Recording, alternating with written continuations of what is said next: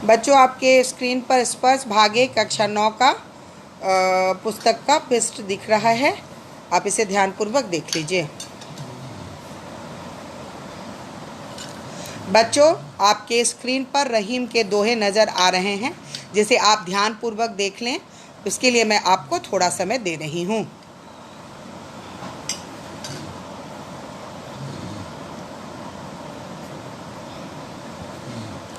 बच्चों, क्लास 9 कक्षा 9 पाठ 2 पाठ का नाम है रहीम के दोहे। बच्चों, मैं अब आपको रहीम के दोहे उसके अर्थ के साथ बताऊंगी, जैसे आप ध्यानपूर्वक सुनेंगे और उसके बाद समझ करके उसे अपने कॉपी में उतारेंगे। पहला दोहा है, रहीमन धागा प्रेम का मत तोड़ो चटकाए, टूटे से फिर ना मिले मिले गांठ पड़ी जाए। प्रस्तुत पंक्ति में रहीमदास जी कहते हैं कि प्रेम रूपी धागे को कभी जानबूझकर झटके से नहीं तोड़ना चाहिए। यदि एक बार यह धागा टूट गया तो फिर कभी जुड़ नहीं पाता। यदि उसे जुड़ने का प्रयास किया जाए तो वो उसमें गांठ पड़ जाती है। बच्चों, अब मैं आपको रहीम के दूसरे दोहे बता रही हूँ। रहीमन निज मन की बिथा मन ही राखो गोए, सुनी अटिले लोग सब बाटी न लहे कोए। रहीमदास जी लोगों से कह रहे हैं कि दूसरों के सामने अपने मन के दुख दर्द को नहीं कहना चाहिए, उसे अपने मन में ही छिपा कर रहना चाहिए। लोग दूसरे के कष्ट और दुख को सुनकर मन ही मन उसका मजाक बनाते हैं। कोई किसी का दुख नहीं बांटता है। बच्चों, अब आपके स्क्रीन पर रहीम का तीसरा दोहा नजर आ रहा है। एक साधे सब सधे, सब साधे सब जाए, रहीमन मूल ही सींच बो, फूले फले अघाए। कभी कहते हैं कि एक मुख्य कार्य के सिद्ध करने पर सभी अन्य कार्य स्वतः सिद्ध हो जाते हैं। एक परमात्मा को पा लेने से अन्य सभी संसारिक सुख स्वयं मिल जाते हैं। चारों ओर ध्यान भटकाने पर किसी भी लक्ष्य तक नहीं पहुंचा जा सकता। जैसे किसी वृक्ष के जड़ को सींचने से उसका संपूर्ण भाग तृप्त हो जाता है, उसी प्रकार मुख्य कार्य सिद्ध हो जाए तो सभी कार्य सिद्ध हो जाता है। इसलिए हमें सदैव अपने लिए एक ही लक्ष्य का निर्धारण करना चाहिए। बच्चों, अब मैं आपके सामने रहीम के चौथे दोहे बोल रही हूँ। चित्रकूट में रमी रहे रहीमन अवध नरेश, जा पर विपदा पड़त है सो आवत यह देश।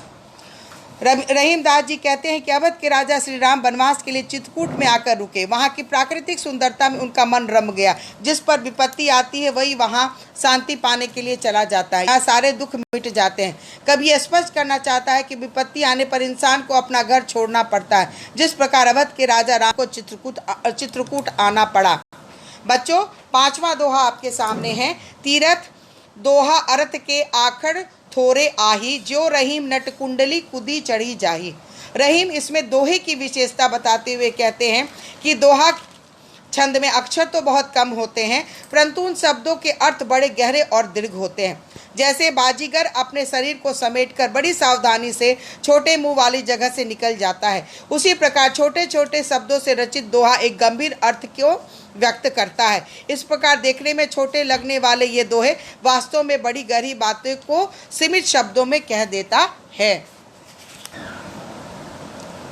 बच्चों, अब आपके सामने छठी दोहे नजर आ रहे होंगे। धनी रहीम जल पंख को लघु जिए पियत अघाए, ऊधदी बढ़ाई कौन है जगत पियासो जाए। रहीम जी कहते हैं कि छोटे से तालाब का कीचड़ बड़ा जल भी धन्य है, क्योंकि उसे पीकर छोटे छोटे जीव जंतु अपनी प्यास बुझा लेते हैं, परंतु अगाध जल राशि के होते हुए भी समुद्र का पानी कोई नहीं पीता। सागर का पानी पीने योग्य नहीं होता, वह खारा होता है। रहीम के अनुसार जीवन की सार्थकता दूसरों की भलाई करने में है। परोपकारी ही महान कहलाता है, न कि धनवान। इसीलिए जलाशय छोटा है परंतु परोपकारी है, समुद्र बड़ा है परंतु वह किसी का भी परोपकार नहीं कर सकता है।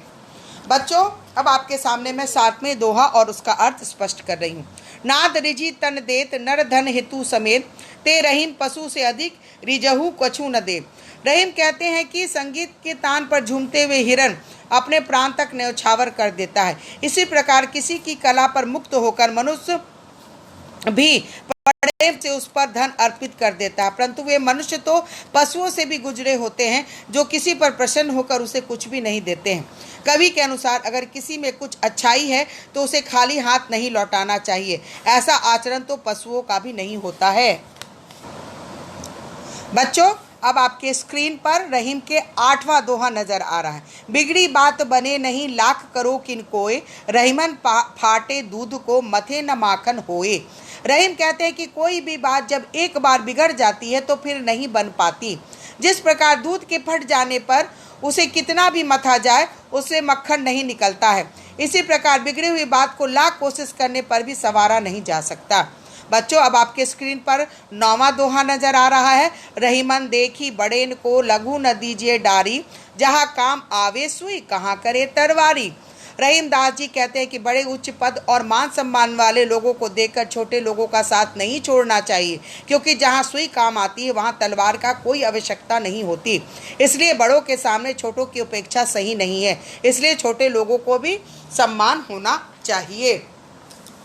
बच्चों, अब आपके सामने रहीम का 10वां दोहा है। रहीमन निज संपत्ति बिना कहू न विपत्ति सहाय, बिनु पानी जो जलज को नहीं रखी, नहीं रवि सके बचाए। कवि कहते हैं कि अपनी संपत्ति के अलावा मुसीबत में कोई दूसरा सहायक नहीं होता है। संकट के समय संचित धन ही काम आता है। कवि ने कमल का उदाहरण देते हुए कहा है कि पानी के बिना कमल के फूल को सूर्य की किरणें भी नहीं खिला पाती हैं। सूर्य की किरणें कमल का पोषण करती हैं, परंतु जल के अभाव में कमल सूख जाता है। उसी प्रकार बाहरी सहायता मिलने पर भी यदि संपत्ति ना हो तो मनुष्य की रक्षा कोई नहीं कर सकता। बच्चों, आपके स्क्रीन पर रहीमन के आखिरी दोहे यानी 11वां नंबर का दोहा है। रहीमन पानी रखिए बिन पानी सब सून, पानी गए न उबरे मोती मानुष चूड़। रहीम कहते हैं कि पानी बहुत ही महत्वपूर्ण तत्व है, इसे हमेशा संचित करके रखना चाहिए। यदि पानी समाप्त हो जाए तो मोती, मनुष्य और आटे का भी महत्व समाप्त हो जाता है। पानी अर्थात चमक के बिना मोती व्यर्थ है। पानी अर्थात सम्मान के बिना मनुष्य का जीवन व्यर्थ है। पानी अर्थात जल के बिना आटा नहीं गूंथा जा सकता। इस प्रकार पानी बिना आटा बेकार है, इसलिए पानी को हमेशा सहेज कर रखना चाहिए। बच्चों, मैंने आपके सामने रहीम के 11 दोहों को अर्थ के साथ स्पष्ट किया है, जिसे आप सुंदर अक्षरों में अपने कॉपी पे उतारेंगे और इसके अर्थ को समझने का प्रयत्न करेंगे।